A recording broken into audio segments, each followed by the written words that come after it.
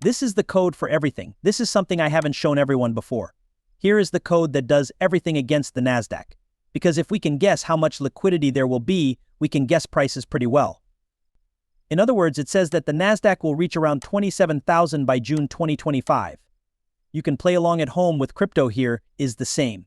It gives you a Bitcoin peak of $400,000. Once more, I have no idea. It might be half right. It doesn't bother me.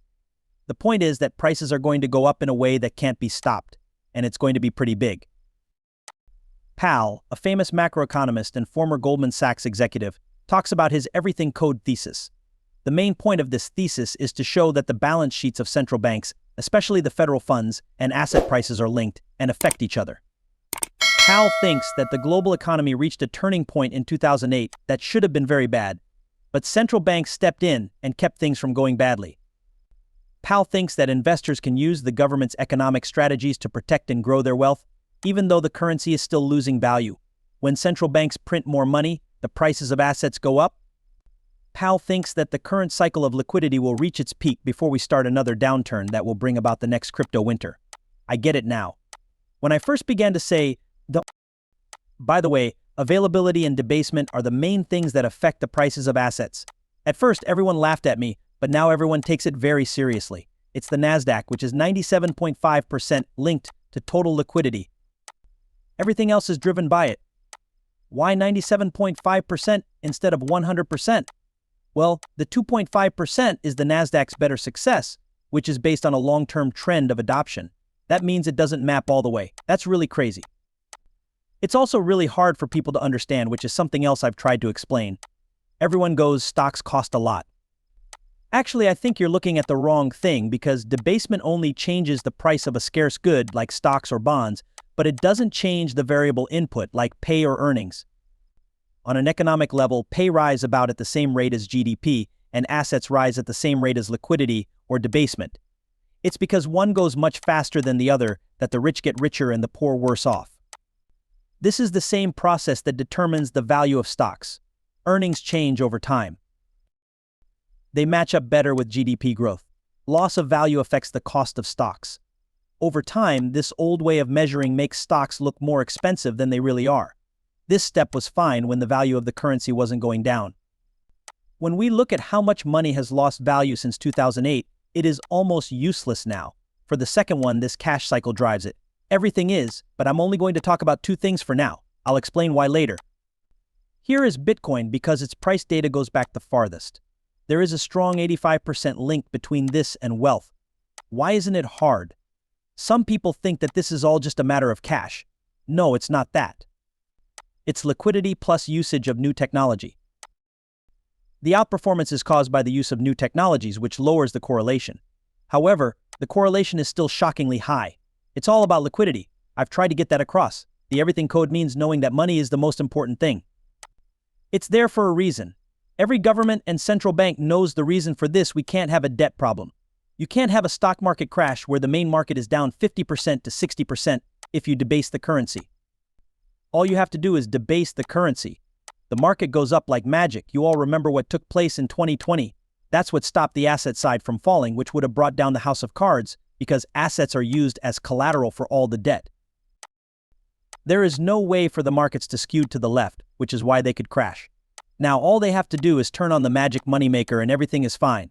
You're all paying for it with this tax, which is an 8% a year debasement tax plus inflation. It hasn't really gone away, but we all know that. To say it again, printing money doesn't cause inflation. Inflation is based on CPI, which is a changeable asset thing that is made up of goods and services that people want and need. That's not based on this. Assets and scarce assets are the only ones this moves. It doesn't change pay. It doesn't bring in money. It doesn't change the prices of goods. It doesn't come out all of these times when people's stories are jumbled. They're not seeing what they should be seeing. They have debasement mixed up with. Paul also says that the 4-year cycle is made up of smaller stages such as spring, summer, fall, and winter. In the spring, liquidity starts to rise, which is the start of a small rebound phase for asset prices. Then things really get going in the summer when central banks add more money to the market. But the real magic happens in the fall, when huge amounts of money are pumped into markets around the world before the long winter months. How does all of this fit into the current state of crypto? What will happen to popular cryptocurrencies like Bitcoin when liquidity rises, and when will asset prices peak? Here are some more movie clips from Raoul. Let us look ahead at liquidity. Please do not expect this to be perfect. We've never used something like this before. When we use the ISM cycle, however, we can predict the world liquidity cycle. Also, it looks like the world's liquidity will peak in September 2024, and it won't lose value until December 2025. Based on what we've learned, the assets might reach their highest point when the liquidity cycle turns negative or just before that, but it might not reach its highest point at the same time as the highest level of availability. In general, though, it tells us that most of 2025 will be good, and then things will start to go badly again. Now that you see the poor performance, you might ask yourself why it's not working well. Keep an eye on cash it's not following. It's still early. There will be a lot of cash coming in.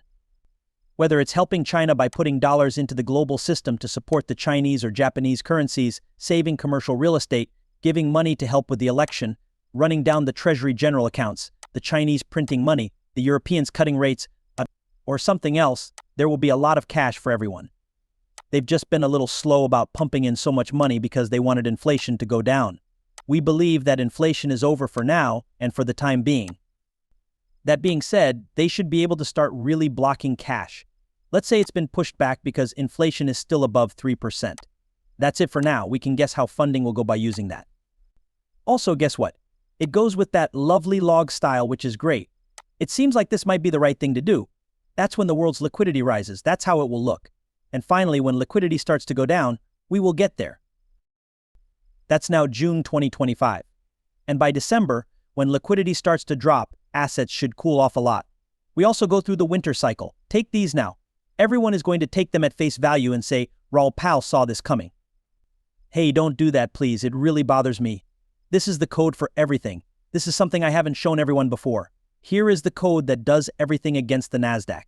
Because if we can guess how much liquidity there will be, we can guess prices pretty well.